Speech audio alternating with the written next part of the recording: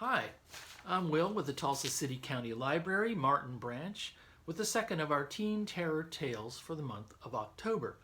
I will be reading a tale every Wednesday, and the adult librarian, Ben Drake Wilcox, will be reading his every Friday.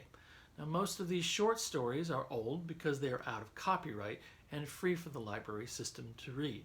You may find the language a little stilted at times, but if you find a word or two you don't understand, I recommend that you just let it go and you'll pick up its meaning in a line or two. So let's get started. Edgar Allan Poe. One could say Poe was the Stephen King of his day, except that he also wrote poetry and invented the mystery story as well as the horror story. He led a tragic life and died a mysterious death. Some of his works, like The Raven and The Telltale Heart, are classics, but for sheer weird horror, you can't top this story. The facts in the case of M. Valdemar. Of course, I shall not pretend to consider it any matter for wonder that the extraordinary case of M. Valdemar has excited discussion. It would have been a miracle had it not, especially under the circumstances. Through the desire of all parties concerned to keep the affair from the public, at least for the present, or until we had further opportunities to investigate through our endeavors to effect this, a garbled or exaggerated account made its way into society and became the source of many unpleasant misrepresentations and very naturally of a great deal of disbelief. It is now rendered necessary that I give the facts as far as I comprehend them myself. They are succinctly these. My attention for the last 3 years has been repeatedly drawn to the subject of mesmerism, and about 9 months ago it occurred to me quite suddenly that in the series of experiments made hitherto there had been a very remarkable and most unaccountable omission. No person had yet been mesmerized in articulo mortis. It remained to be seen first whether in such a condition there existed in the patient any susceptibility to the magnetic influence. Secondly, whether, if any existed, it was impaired or increased by the condition. Thirdly, to what extent or for how long a period the encroachment of death might be arrested by the process. There were other points to be ascertained, but these most excited my curiosity, the last in especial from the immensely important character of its consequences. And looking around me for some subject by whose means I might test these particulars, I was brought to think of my friend M. Ernest Valdemar, the well-known compiler of the Bibliotheca Forensica and author under the nom de plume of Issachar Marx of the Polish versions of Wallenstein and Gargantua. M. Valdemar, who had resided principally at Harlem, New York, since the year 1839, is, or was, particularly noticeable for the extreme spareness of his person. His lower limbs much resembled those of the orator John Randolph, and also for the whiteness of his whiskers in violent contrast to the blackness of his hair, the latter in consequence being very generally mistaken for a wig. His temperament was markedly nervous, and rendered him a good subject for mesmeric experiment. On 2 or 3 occasions I had put him to sleep with little difficulty, but was disappointed in other results when his particular constitution had naturally led me to anticipate. His will was at no period positively or thoroughly under my control, and in regard to clairvoyance I could accomplish with him nothing to be relied upon. I always attributed my failure at these points to the disordered state of his health. For some months previous to my becoming acquainted with him, his physicians had declared him in a confirmed phthisis. It was his custom, indeed, to speak calmly of his approaching dissolution as a matter neither to be avoided nor regretted. When the idea to which I had alluded first occurred to me, it was of course very natural that I should think of M. Valdemar. I knew the steady philosophy of the man too well to apprehend any scruples from him, and we had no relatives in America who would be likely to interfere. I spoke to him frankly upon the subject, and to my surprise, his interest seemed vividly excited. I say to my surprise, for although he has always yielded his person freely to my experiments, he had never before given me any tokens of sympathy with what I did. His disease was of that character which would admit of exact calculation in respect to the epoch of its termination in death, and it was finally arranged between us that he should send for me about 24 hours before the period announced by his physician as that of his decease. It is now rather more than 7 months since I received from M. Valdemar himself the subjoined note. My dear P., you may as well come now. Dr. D and F are agreed that I cannot hold out beyond tomorrow midnight, and I think they have hit the time very nearly. Valdemar. I received this note within half an hour after it was written, and in 15 minutes more I was in the dying man's chambers. I had not seen him for 10 days, and it was appalled by the fearful alteration which the brief interval had wrought in him. His face wore a leaden hue, the eyes were utterly lustrous, and the emaciation was so extreme that the skin had been broken through by the cheekbones. His expectoration was excessive. The pulse was barely perceptible. He retained, nevertheless, in a very remarkable manner, both his mental power and a certain degree of physical strength. He spoke with distinctness, took some palliative medicine without aid, and when I entered the room was occupied in penciling memoranda in a pocket-book. He was propped up in the bed by pillows. Doctors D and F were in attendance. After pressing Valdemar's hand, I took these gentlemen aside and obtained from them a minute account of the patient's condition. The left lung had been for 18 months in a semi-osseous or cartilaginous state and was, of course, entirely useless for all purposes of vitality. The right, in its upper portion, was also partially, if not thoroughly, ossified, while the lower region was merely a mass of purulent tubercles running one into another. Several extensive perforations existed, and at one point permanent adhesion to the ribs had taken place. These appearances in the right lobe were of comparative recent date. The ossification had proceeded with very unusual rapidity. No sign of it had discovered a month before, and the adhesion had only been observed during the 3 previous days. Independent of the thesis, the patient was suspected of aneurysm of the aorta, but on this point the osseous symptoms rendered an exact diagnosis impossible. It was the opinion of both physicians that M. Valdemar would die about midnight on the morrow, Sunday. It was then 7 o'clock on Saturday evening. On quitting the invalid's bedside to hold conversation with myself, Doctors D and F had bidden him a final farewell. It had not been their intention to return, but at my request they agreed to look in upon the patient about 10 the next night. When they had gone, I spoke freely with M. Valdemar on the subject of his approaching dissolution, as well as more particularly of the experiment proposed. He still professed himself quite willing and even anxious to have it made, and urged me to commence it at once. A male and a female nurse were in attendance, but I did not feel myself altogether at liberty to engage in a task of this character with no more reliable witnesses than these people, in case of sudden accident might prove. I therefore postponed operation until about 8 the next night, when the arrival of a medical student with whom I had some acquaintance, Mr. Theodore L., relieved me from farther embarrassment. It had been my design originally to wait for the physicians, but I was induced to proceed, first, by the urgent entreaties of M. Valdemar, and secondly, by my conviction that I had not a moment to lose, as he was evidently sinking fast. Mr. L. was so kind as to accede to my desires that he would take notes of all that had occurred, and it is from his memoranda that what I now have to relate is for the most part either condensed or copied verbatim. It wanted about 5 minutes of 8 when, taking the patient's hand, I begged him to state as discreetly as he could to Mr. L. Was entirely willing that I should make the experiment of mesmerizing him in this condition. He replied feebly, yet quite audibly, "Yes, I wish to be mesmerized," adding immediately afterwards, "I fear you have deferred it too long." While he spoke thus, I commenced the passes which I had already found most effective in subduing him.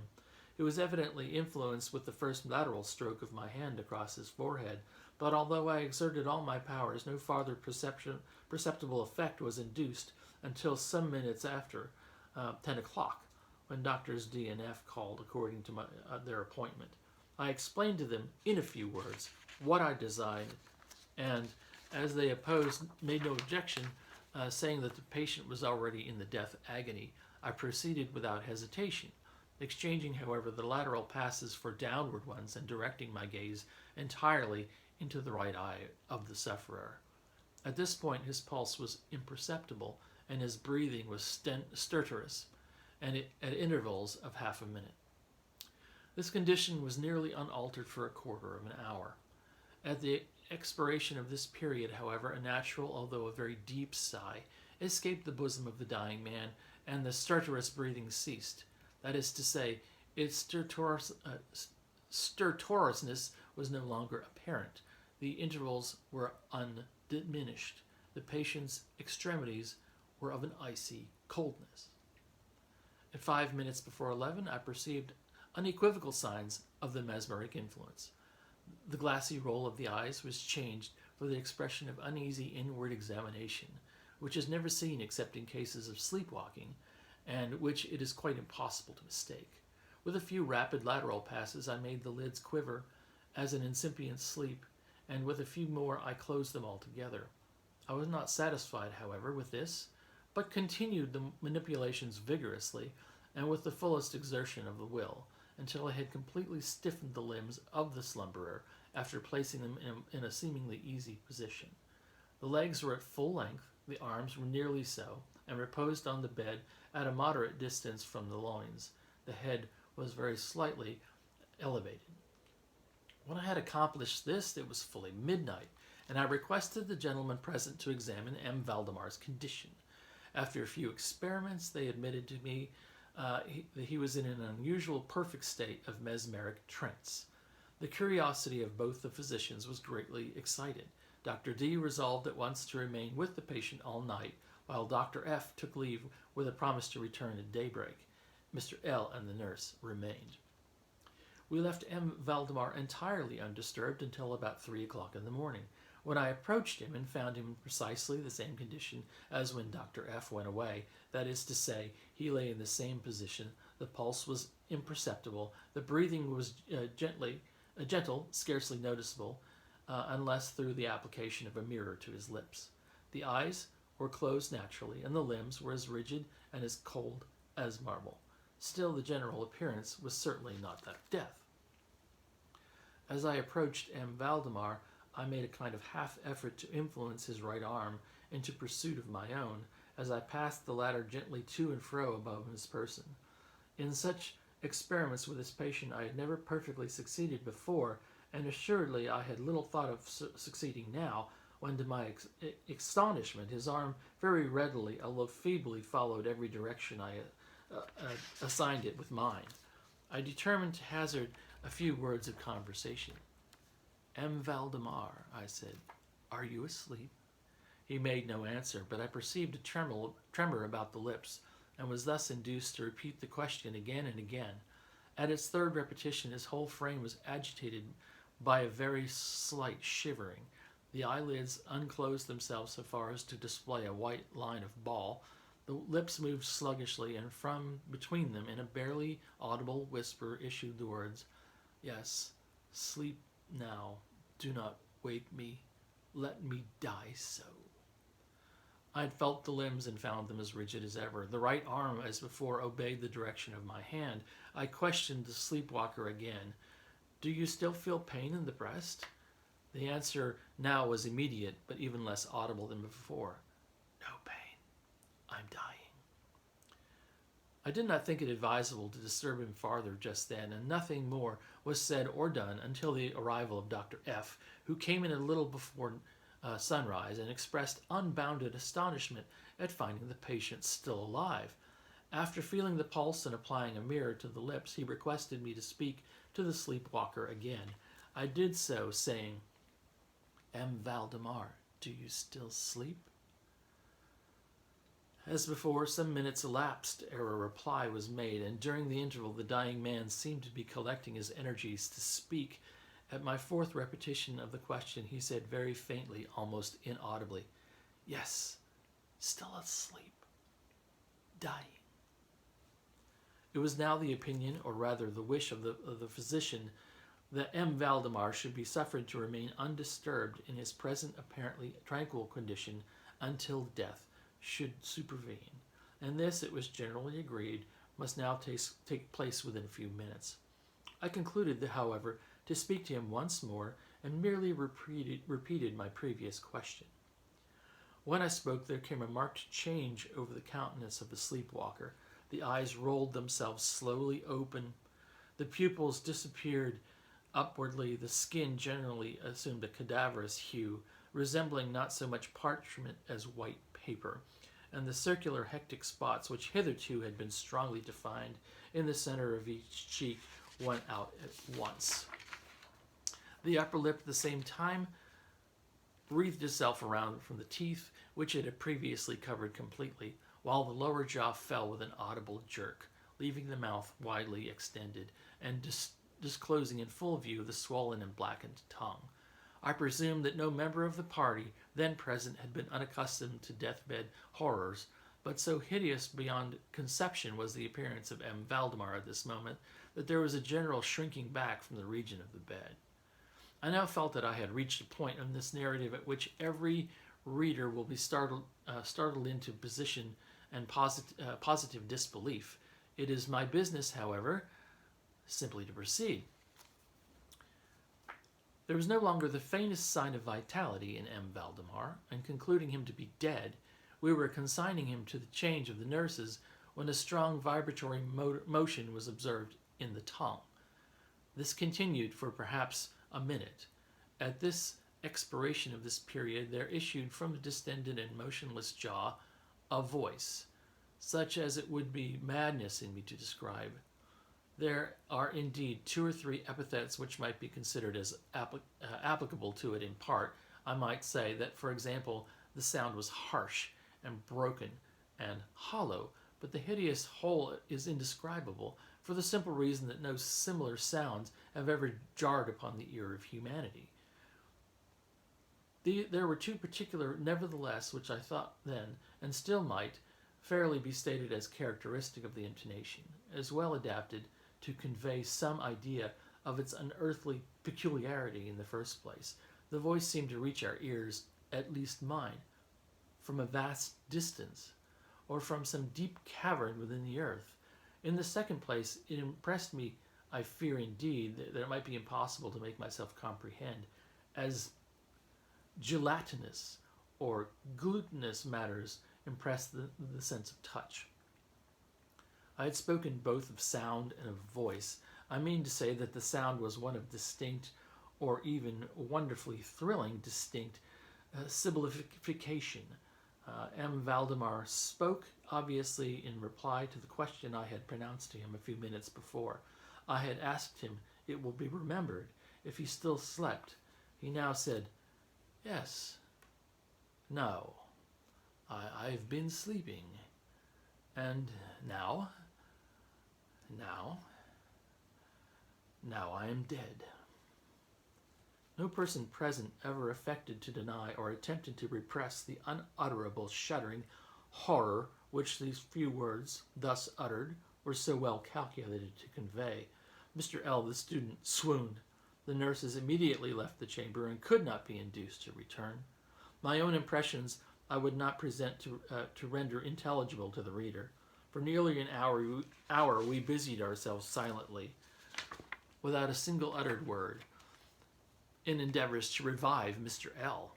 When he came to himself, we addressed ourselves again to an investigation of M. Valdemar's condition. It remained in all respects as I have last described it, with the exception that the mirror no longer afforded evidence of respiration. An attempt to draw blood from the arm failed. I should mention, too, that this limb was no farther subject to my will. I endeavored in vain to make it follow the direction of my hand. The only real indication, indeed, of the mesmeric influence was now found in the vibratory movement of the tongue. Whenever I addressed M. Valdemar a question, he seemed to be making an effort to reply, but had no longer sufficient volition. To queries put to him by any other person than myself, he seemed utterly insensitive, although I endeavored to place each number of the company in mesmeric rapport with him.